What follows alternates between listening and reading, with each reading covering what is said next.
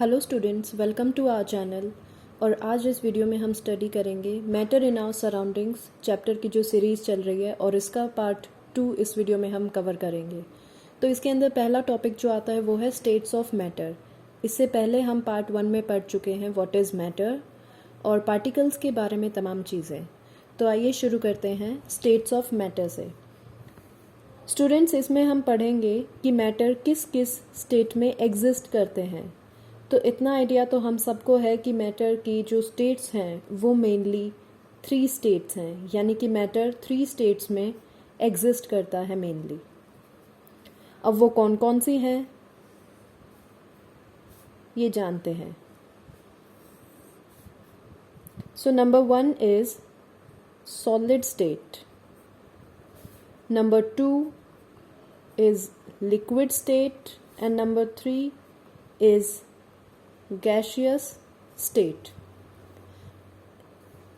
ये नाम solid, liquid और गैस ये तो हम प्रीवियस क्लासेस से ही पढ़ते आ रहे हैं, लेकिन इस चैप्टर में जो हमें पढ़ना है वो है इनके बारे में थोड़ी सी डिटेल स्टडी।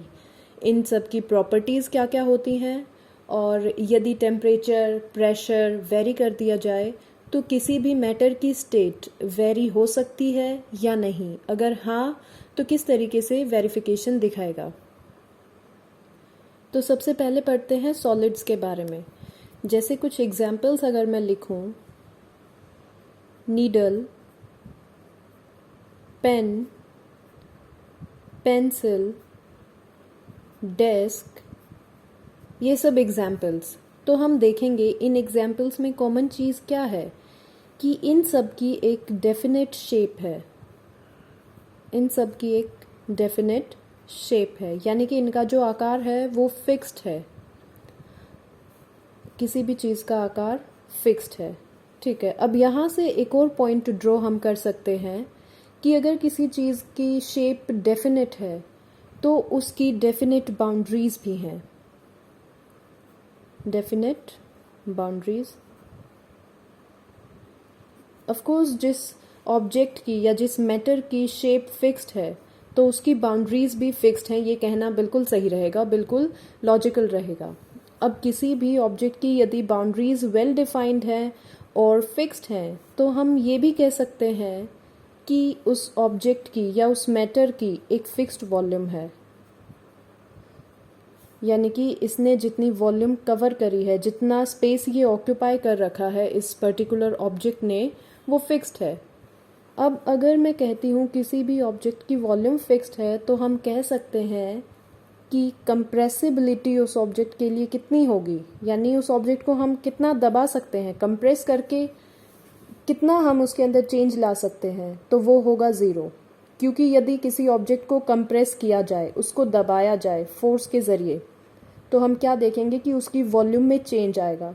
लेकिन इस केस में हम कह रहे हैं कि वॉल्यूम है वो तो फिक्स्ड है। अगर वॉल्यूम फिक्स्ड है तो इसको कंप्रेस करना ऑलमोस्ट इम्पॉसिबल है, यानी कि कंप्रेसिबिलिटी इसकी कितनी होगी, 0। होपफुली आपको इतनी बात समझ आई। अब हम बात करते हैं थोड़ी सी लॉजिकल और ब्रेनस्टॉर्मिंग बातें। तो अब बात करते हैं थोड़ी सी लॉजिकल बातें, लॉजिकल पॉइंट्स।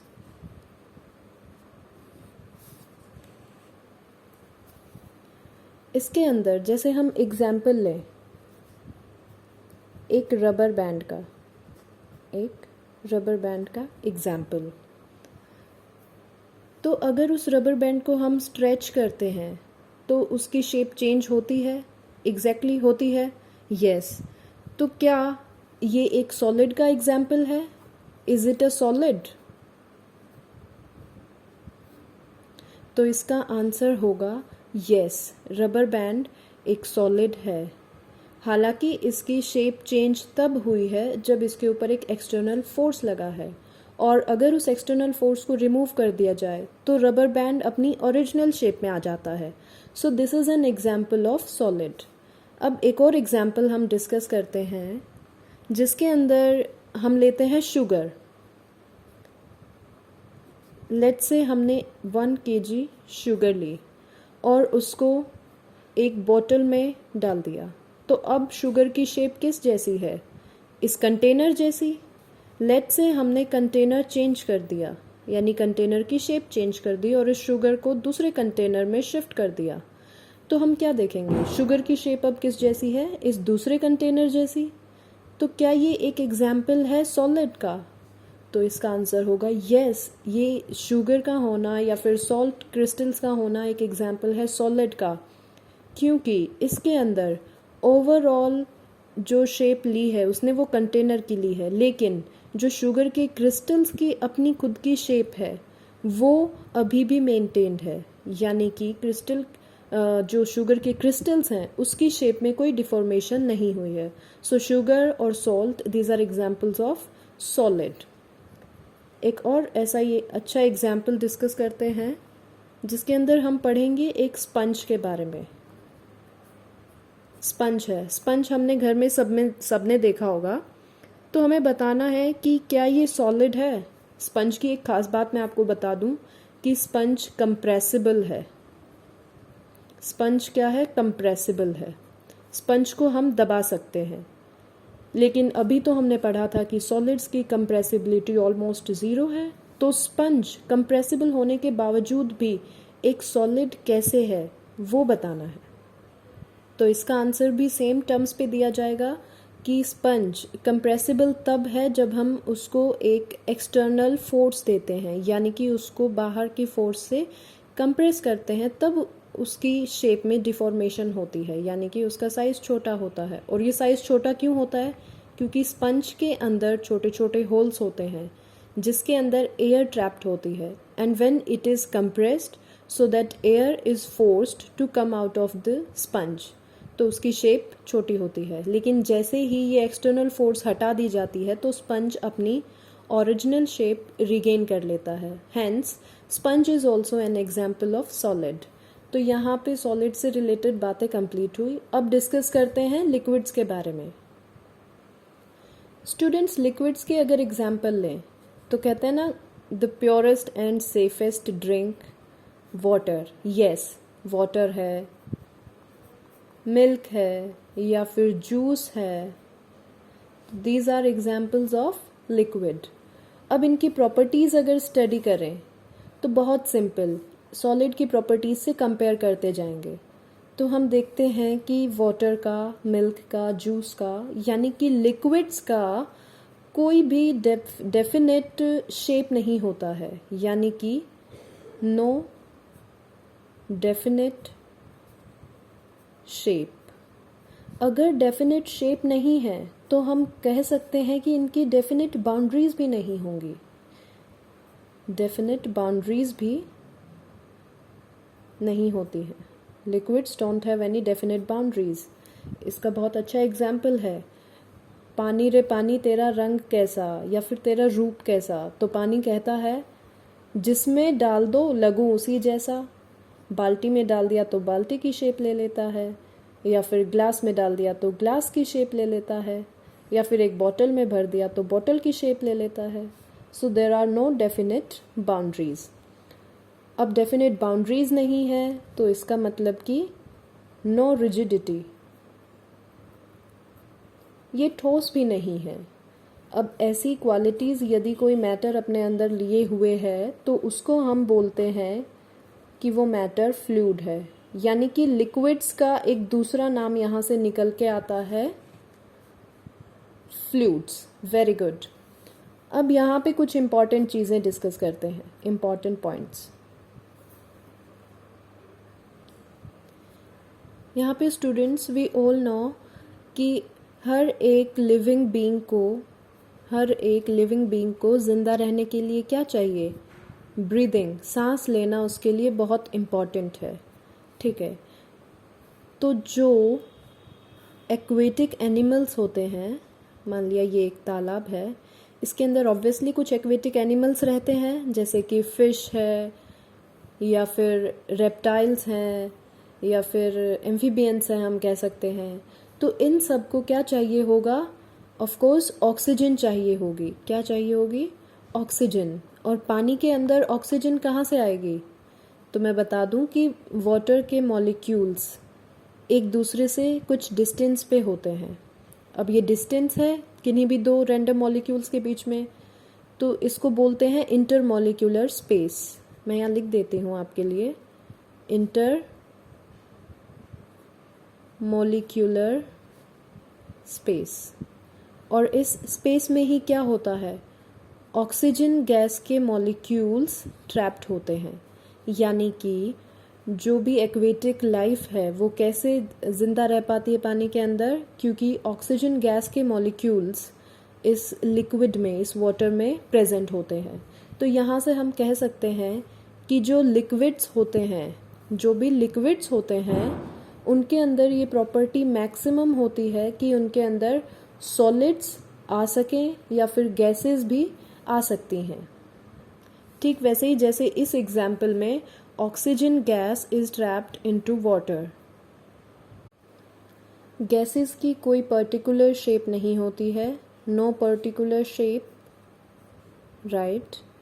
अब क्योंकि इनकी पर्टिकुलर शेप नहीं होती है तो इनकी कोई बाउंड्रीज भी फिक्स नहीं होती हैं, इनकी बाउंड्रीज भी फिक्स नहीं है, तो ऑफ कोर्स इनके अंदर रिजिडिटी भी नहीं होती, रिजिडिटी। लेकिन इनके अंदर एक चीज़ होती है कि gases are highly compressible, gases are highly compressible. Gas को हम सबसे ज़्यादा कंप्रेस कर सकते हैं, जैसे कि हमने देखा है CNG, compressed natural gas. CNG को आजकल हम एज अ फ्यूल भी यूज़ करते हैं, जिससे हम CNG की गाड़ियाँ देखते हैं, CNG की बाइक्स देखते हैं, CNG से चलने वाले स्कूटर्स देखते हैं। तो CNG आजकल फ्यूल की तरह भी यूज़ होता है। ये क्या है, compressed natural gas. Compressed natural gas यानी कि ऐसी गैस जिसको हमने कंप्रेस कर दिया और एक सिलेंडर में फिट कर दिया, जिसको हमने कंप्रेस करके एक कंटेनर में फिट कर दिया। अब हम इसको यहाँ से पर्टिकुलर यूज़ करते रहते हैं हमारी नीड के अकॉर्डिंग। गैसेस की एक और ख़ास बात कि गैसेस डिफ्यूज़ बहुत आसानी से करती हैं, डिफ्यूज़न, DIFFUSION। डिफ्यूज़न जो प्रॉपर्टी होती है वो गैसेस में मैक्सिमम होती है। इसका एक बहुत अच्छा एग्जाम्पल, किचन में खाना क्या बना है, किचन में आज राइस बना है या फिर दाल बनी है, ये किचन से बाहर होते हुए भी हम बता देते हैं। ऐसा क्यों, क्योंकि फूड पार्टिकल्स का जो एरोमा होता है, यानी फूड पार्टिकल्स की जो स्मेल होती है, वो पर्टिकुलर स्मेल एयर के मॉलिक्यूल्स के साथ मिक्सअप होके और डिस्टेंस ट्रेवल करती है और दूर तक पहुंच जाती है, और फिर हम दूर से भी बता सकते हैं कि खाने में क्या बना है या फिर किस चीज़ की स्मेल है ये। तो स्टूडेंट्स, यहाँ पे टॉपिक हमारा ख़त्म होता है ऑलमोस्ट, सॉलिड्स, लिक्विड्स और गैसेस की प्रॉपर्टीज़ को लेके। अब जो हम नेक्स्ट पढ़ेंगे वो है कि can matter change it's state. अब तक हमने पढ़ा कि किसी भी मैटर की 3 स्टेट्स होती हैं, ठीक है, या तो वो सॉलिड में एग्जिस्ट करेगा या लिक्विड में या गैस में। अब जो क्वेश्चन आता है हमारे सामने कि क्या ये जो स्टेट्स हैं तीनों, इनको हम इंटर कन्वर्ट कर सकते हैं क्या, क्या ये इंटर कन्वर्सिबल हैं, क्या ये स्टेट्स इंटर कन्वर्सिबल हैं? तो इसका आंसर है yes, the states of matter are interconvertible. अब कैसे हैं उसको डिस्कस करते हैं। तो अब ये क्वेश्चन आता है, can matter change it's state? Students, I think you can answer it well now. हम डिस्कस कर चुके हैं इसको, तो इसका आंसर होगा yes, matter can change it's state. अब मैटर अगर अपनी स्टेट को चेंज करेगा तो वो किसी न किसी फैक्टर में हुए बदलाव की वजह से होगा। तो यानी कि ये जो चेंज इन स्टेट है ये 2 रीजंस की वजह से होता है। Change in state occurs due to 2 reasons mainly. The first one is effect of temperature. Effect of temperature. And the second one is effect of pressure. अब पहले हम पढ़ेंगे कि टेम्परेचर किस तरीके से अफेक्ट करता है किसी भी मैटर की पर्टिकुलर स्टेट को।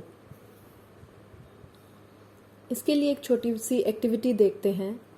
डे टू डे लाइफ में हमने देखा होगा कि अगर हम आइस क्यूब्स लें, ये है लेट्स से आइस क्यूब्स, इनको हमने एक बिकर में लिया और इसको हमने नीचे से हीट देना शुरू कर दिया। इसको हमने नीचे से क्या किया, हीटअप कर दिया, हीट दे रहे हैं इसको। तो ये आइस क्यूब्स हैं, ये क्या करेंगी, पिघलना शुरू हो जाएंगी और थोड़ी देर बाद हम नोटिस करते हैं कि अब ये जो आइस थी ये वाटर में कन्वर्ट हो गई। So ice has converted into water, यानी कि हम देखते हैं आइस जिसकी स्टेट थी सॉलिड, सॉलिड से किस में कन्वर्जन हुआ, लिक्विड में, because water is what, water is liquid. तो हम देखते हैं अगर टेम्परेचर बढ़ा दिया जाए तो solids get converted into liquids. Okay, यहाँ तक चीज़ें फाइनल हुई। अब इस प्रोसेस को थोड़ा सा डीप में जानते हैं कि सॉलिड्स असल में लिक्विड्स में चेंज होते कैसे हैं, यानी कि इंटरनल प्रोसेस क्या होती है। तो स्टूडेंट्स, ये सॉलिड्स के कॉन्स्टिट्यूएंट पार्टिकल्स हैं जो एक दूसरे से क्लोजली पैक्ड होते हैं इस तरीके से। अब जैसे ही इनको हीट एनर्जी मिलती है, जैसे ही इनको हीट एनर्जी मिलती है, वैसे ही इन पर्टिकुलर पार्टिकल्स में काइनेटिक एनर्जी का गेन होता है, यानी कि ये पार्टिकल्स मोशन में आते हैं। ये पार्टिकल्स अब क्या करेंगे, अपनी अपनी जगह पे वाइब्रेट करना शुरू करेंगे, यानी कि मोशन में आ गए। और जब ये मोशन में आते हैं तो इनकी एनर्जी लूज़ होती है, इनकी एनर्जी लूज़ होती है। एनर्जी लूज़ होने के कारण पार्टिकल्स एक दूसरे से डिस्टेंस बनाते हैं और लिक्विड में चेंज होते हैं। अब यहाँ पे एक इम्पॉर्टेंट सवाल ये आता है कि सॉलिड्स का टेम्परेचर हमने नोट डाउन किया यहाँ पे और हीटअप किया, थोड़ी देर बाद देखा कि लिक्विड्स में कन्वर्ट हो गए और फिर हमने क्या किया, इस लिक्विड का टेम्परेचर नोट डाउन किया। तो हम क्या पाते हैं कि टेम्परेचर ना तो घटा ना बढ़ा, बल्कि सेम रहा, जो पहले था वही बाद में रहा। तो क्वेश्चन अराइज होता है कि ये जो हमने हीट दी, इतनी हीट देने के बावजूद भी टेम्परेचर क्यों नहीं बढ़ता।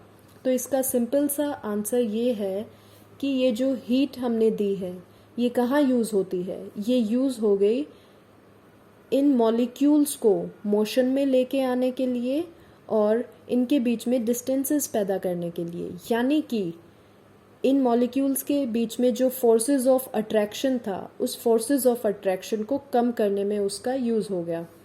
यानी कि वो जो हीट थी वो लेटेंट हीट थी, लेटेंट हीट, छिपी हुई ऊष्मा, जिसकी वजह से टेम्परेचर में चेंज ना आके ये यूज़ होती है to overcome the forces of attraction, the forces of attraction between the particles of solid। अब देखते हैं कि मेल्टिंग पॉइंट क्या होता है। मेल्टिंग पॉइंट सिंपली वो टेम्परेचर होता है, वो पर्टिकुलर टेम्परेचर होगा जिसके ऊपर एक सॉलिड लिक्विड में कन्वर्ट होगा, वो भी एट एटमॉस्फेरिक प्रेशर, यानी कि प्रेशर की वैल्यू नॉर्मल रहे, जो एटमॉस्फेरिक प्रेशर होता है। ना तो प्रेशर बहुत ज़्यादा हो ना बहुत ही लो हो, यानी कि एक्सट्रीम वैल्यूज़ प्रेशर ना हो, प्रेशर एटमॉस्फेरिक प्रेशर हो। So we can say that the temperature at which a solid melts to become a liquid at atmospheric pressure is known as melting point। इस केस में हमने ice ली थी, सो ice का melting point होता है 273.16 kelvin. This is the melting point for ice. Hopefully आपको इतना clear हुआ। अब हम देखते हैं आगे।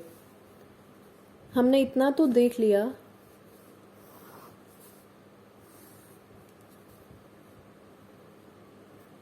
कि सॉलिड्स को अगर हीटअप किया जाए तो वो लिक्विड्स में चेंज होते हैं। अब हमने क्या किया, लिक्विड को भी हीट दी, तो हम देखेंगे कि वो गैसेस में चेंज होते हैं, यानी कि ये जो स्टेट्स हैं ये इंटरकन्वर्जिबल हैं। सॉलिड्स को हीट दी, लिक्विड्स में चेंज हुए, और अगर लिक्विड्स को कूल डाउन कर दिया जाए, अगर लिक्विड्स को यहाँ पे कूल डाउन कर दिया जाए तो फिर से सॉलिड्स मिल जाते हैं। ऐसे ही लिक्विड्स को अगर हीटअप कर दिया जाए तो गैशियस स्टेट सामने आती है, और गैशियस स्टेट को अगर कूल डाउन कर दिया जाए तो फिर से लिक्विड स्टेट सामने आती है। लेकिन स्टूडेंट्स, कुछ प्रोसेसेस ऐसी होती हैं जिसके अंदर अगर सॉलिड्स को हीटअप कर दिया जाए तो लिक्विड्स ना मिलके हमें डायरेक्ट गैशियस स्टेट देखने को मिलती है। फॉर एग्जाम्पल कैम्फर यानी कि कपूर की गोलियां, अगर उनको हीटअप कर दिया जाए तो हमें क्या देखने को मिलेगा कि वो डायरेक्ट वेपर्स में कन्वर्ट हो जाती हैं, यानी कि उनकी लिक्विड फॉर्म देखने को नहीं मिलती। सो ऐसी प्रोसेस जिसके अंदर solids get converted directly into gases, इसको हम बोलते हैं solid to gaseous conversion is known as sublimation. ये एक इम्पॉर्टेंट टर्म यहाँ से निकल के आती है, sublimation. A change of state directly from solid to gas is known as sublimation. There is no conversion of solid into liquid and then into gas. The conversion is direct here, and this conversion is known as sublimation. तो students अब study करते हैं effect of change of pressure. अभी तक हमने पढ़ा था effect of change of temperature. Pressure कैसे इफ़ेक्ट करता है मैटर की स्टेट्स को। अगर कोई मैटर लिक्विड में है और उसको हीटअप कर दिया जाए तो वो ऑब्वियसली गैशियस स्टेट ले लेता है, और इस प्रोसेस को बोलते हैं vaporisation. So vaporisation is the process in which liquids becomes gases due to the application of heat. ऐसे ही अगर इसका रिवर्स हो तो गैसेस को अगर ठंडा कर दिया जाए तो वो लिक्विड्स बन जाती हैं, तो this is known as condensation. अब यहाँ से ले सॉलिड्स को अगर हीटअप कर दिया जाए तो लिक्विड्स में ट्रांसफ़र होते हैं, और इस प्रोसेस को फ्यूज़न बोलते हैं। The conversion of solids into liquids is known as fusion. अगर इसका रिवर्स हो, लिक्विड से सॉलिड में स्टेट चेंज हो रही है, तो उसको बोलेंगे सॉलिडिफिकेशन। अब कन्वर्जन देखते हैं सॉलिड्स टू गैसेस या फिर vice versa, gases to solids. यहाँ पे इन दोनों ही प्रोसेसेस को हम बोलेंगे सब्लिमेशन। तो हम देख सकते हैं कि अगर हम प्रेशर चेंज करें किसी भी पर्टिकुलर स्टेट का तो उसकी स्टेट में वेरिफिकेशन होता है, यानी कि उस पर्टिकुलर मैटर की स्टेट चेंज होती है। सो प्रेशर एंड टेम्परेचर दोनों ही ऐसे फैक्टर्स हैं जिनकी वजह से किसी भी मैटर की हम स्टेट को वेरी कर सकते हैं। स्टूडेंट्स, हम सब ने सुना है CO2 के बारे में। This is known as what? Yes, carbon dioxide. This is carbon dioxide, right. ये वो गैस है जो हम एक्सेल करते हैं, राइट। CO2, तो CO2 इज अ गैस। लेकिन अगर CO2 गैस को हम सब्लिमेशन प्रोसेस के अंडरगो करें तो it gets changed into solid. तो सॉलिड CO2 का एक पर्टिकुलर नाम दिया है साइंटिस्ट ने। Solid CO2 is known as dry ice. Dry ice. Okay students, अब डिस्कस करते हैं एक स्पेशल प्रोसेस। ये देखिए कि अगर लिक्विड से हमें गैशियस स्टेट में जाना है, लिक्विड से अगर गैशियस स्टेट में जाना है तो कन्वर्जन किस पॉइंट पे जाके होता है? बॉइलिंग पॉइंट पर। यानी कि किसी भी लिक्विड को अगर हम उसके बॉइलिंग पॉइंट तक हीटअप करते हैं, बॉइलिंग पॉइंट तक हीटअप करते हैं, तब जाके उसका कन्वर्जन होता है गैस में। अब एक प्रोसेस हमें ऐसी देखने को मिलती है जिसके अंदर लिक्विड्स अपने बॉइलिंग पॉइंट से पहले ही वेपर्स बन जाते हैं। तो तो इस प्रोसेस को बोलते हैं evaporation, EVAPORATION, evaporation. So evaporation is a process, it is a phenomenon of change of liquid into vapors at any temperature but below boiling point. Boiling point से नीचे अगर लिक्विड वेपर्स में कन्वर्ट होते हैं तो that process is known as evaporation. इसका बहुत ही अच्छा एग्जाम्पल है ड्राइंग ऑफ वेट क्लोथ्स. धुले हुए गीले कपड़ों को अगर हम सूखने के लिए बाहर डाल देते हैं तो वो अपने बॉइलिंग पॉइंट को टच ना करते हुए ड्राई अप हो जाते हैं, यानी कि वो जो पानी उनके अंदर था लिक्विड फॉर्म में वो वेपर्स में कन्वर्ट हो गया, और वो भी बिलो बॉइलिंग पॉइंट. तो ये कौन सी प्रोसेस टेक प्लेस हुई यहाँ पे? ये प्रोसेस हुई इवेपोरेशन. अब देखते हैं कि इवेपोरेशन किन किन फैक्टर्स पे डिपेंड करती है. इवेपोरेशन प्रोसेस किन किन फैक्टर्स पे डिपेंड करती है, यानी कि factors affecting evaporation, right? यहाँ पे एक छोटा सा एग्जाम्पल देखते हैं. एक ग्लास टाइप के बीकर में हमने पानी लिया और उसको धूप में बाहर रख दिया, और एक हमने लिया एक थाली टाइप का बीकर और इसके अंदर भी सेम अमाउंट में वाटर रखा जो पहले वाले बीकर में रखा था, और इसको भी बाहर रख दिया धूप में. इन दोनों को हमने सनलाइट में रख दिया, यह है सन. तो हम क्या देखते हैं कि बीकर ए में जितनी इवेपोरेशन नहीं हुई उससे ज़्यादा इवेपोरेशन हुई है बीकर बी में, यानी कि बीकर बी का पानी ज़्यादा मात्रा में नीचे आ गया, कम हो गया, यानी कि इवेपोरेशन क्या हुई है इसमें? फास्ट. और इन दोनों बीकर्स में जो डिफरेंस है वो ये है कि इनका सरफेस एरिया वेरी करता है. सरफेस एरिया मतलब कि वो सरफेस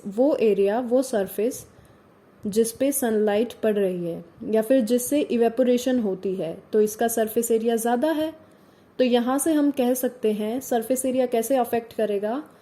जितना ज़्यादा सरफेस एरिया होगा किसी भी बीकर का उतना ही ज़्यादा इवेपोरेशन होगा. ये हुआ फैक्टर नंबर 1. अब देखते हैं फैक्टर नंबर 2. इसके अंदर हम टेम्परेचर कंसिडर करते हैं. टेम्परेचर, अब इसमें क्या किया, दोनों ही बीकर्स सेम लिए, beaker number 1 and beaker number 2, और इनके अंदर सेम अमाउंट में हमने वाटर डाल दिया. अब हमने क्या किया, बीकर नंबर 1 के नीचे हीट देना शुरू कर दिया. इसको सपोज गैस पे रख दिया और इसको नॉर्मली रख दिया. तो हम क्या देखेंगे, जो बीकर नंबर 1 है उसका पानी जल्दी सूख जाएगा, यानी कि इवेपोरेट ज़्यादा होगा. तो हम देखते हैं कि जैसे जैसे टेम्परेचर बढ़ता है वैसे वैसे रेट ऑफ इवेपोरेशन भी बढ़ता है, यानी कि डायरेक्टली प्रोपोर्शनल है. ये हुआ फैक्टर नंबर 2. अब देखते हैं फैक्टर नंबर 3. ये होती है ह्यूमिडिटी. ह्यूमिडिटी बेसिकली कि एटमॉस्फेयर में वाटर का कंटेंट कितना है. एटमॉस्फेयर में वाटर का कंटेंट कितना है. अगर एटमॉस्फेयर में वाटर का कंटेंट ज़्यादा है तो इवेपोरेशन का रेट कम होगा अगर ह्यूमिडिटी ज़्यादा है तो, और अगर ह्यूमिडिटी एटमॉस्फेयर में कम है तो इवेपोरेशन का रेट हाई होगा. इसको हम इस तरीके से याद रख सकते हैं कि एक बरसात वाला दिन है और हमने कपड़े बाहर सूखने के लिए डाल दिए तो वो ज़्यादा देर में सूखते हैं बजाय कि एक ड्राई डे पे. ऐसा क्यों? क्योंकि बरसात वाले दिन वाटर में यानी कि एटमॉस्फेयर में वाटर का कंटेंट ज़्यादा है तो इवेपोरेशन का रेट क्या होगा? Decrease, slow down. तो कपड़े देर से सूखेंगे. और जस्ट उसका अपोजिट दूसरे केस में. So our factor number 3 was humidity. अब फैक्टर 4 को डिस्कस करते हैं. ये फैक्टर हम सब ने रोज़मर्रा के जीवन में देखा है, लाइक विंड स्पीड. हवा की गति, और इसका तो आप लोगों को आइडिया हो भी गया होगा कि अगर विंड स्पीड ज़्यादा होती है तो कपड़े आसानी से सूखते हैं, अगर हवा नहीं चल रही होती है तो कपड़े अपना नॉर्मल टाइम लेके सूखते हैं। यानी कि विंड स्पीड के डायरेक्टली प्रोपोर्शनल होता है हमारा इवेपोरेशन का रेट, राइट। तो ये 4 फैक्टर्स थे जिनके ऊपर इवेपोरेशन डिपेंड करता है। और एक चीज़ मैं आपको बताना चाहूँगी, इवेपोरेशन एक ऐसी प्रोसेस है, इवेपोरेशन कॉजेस कूलिंग। इवेपोरेशन से कूलिंग होती है और इसके बहुत सारे एग्जाम्पल्स हैं। जैसे कि मैं आपको एक एग्जाम्पल देना चाहूँगी यहाँ पे। गर्मी के दिनों में जब हमें स्वेटिंग होती है तो पसीना आने के बाद हमें कूलिंग फील होती है। ये ठीक उसी रीज़न की वजह से होता है क्योंकि जैसे ही स्वेटिंग होगी, पसीना आएगा तो वो कपड़े उसको एब्जॉर्ब करेंगे, कपड़ों ने उसको एब्जॉर्ब किया तो फिर वो इवेपोरेट होगा सराउंडिंग्स में, और इवेपोरेशन से कूलिंग होती है। So this is a very great example to remember, evaporation causes cooling. Students, आपका होमवर्क अब ये है कि इवेपोरेशन कॉजेज कूलिंग इस टॉपिक पे आपको जितने सारे एग्जाम्पल्स मिले वो अपनी नोटबुक में नोट डाउन करने हैं। साथ साथ आज का जो टॉपिक कवर हुआ है इसको आपको अच्छे से स्टडी करना है। आप कोई भी रेफरेंस बुक यूज़ कर सकते हैं इसके लिए, और अपने हैंड रिटन नोट्स बनाने हैं, कंसेप्ट्स क्लियर करने हैं। अगर ऐसा करने में आपको कोई भी डाउट आता है तो आप कमेंट सेक्शन में ज़रूर पूछें। और यहाँ पे आपका ये चैप्टर फिनिश होता है। अब हम नेक्स्ट वीडियो में डिस्कस करेंगे नेक्स्ट चैप्टर। तब तक के लिए आप इस चैप्टर को अच्छे से रिवाइज करें और अपने नोट्स बनाएं। कोई भी डाउट आए कमेंट सेक्शन में पूछना ना भूलें। Thank you. Take care students.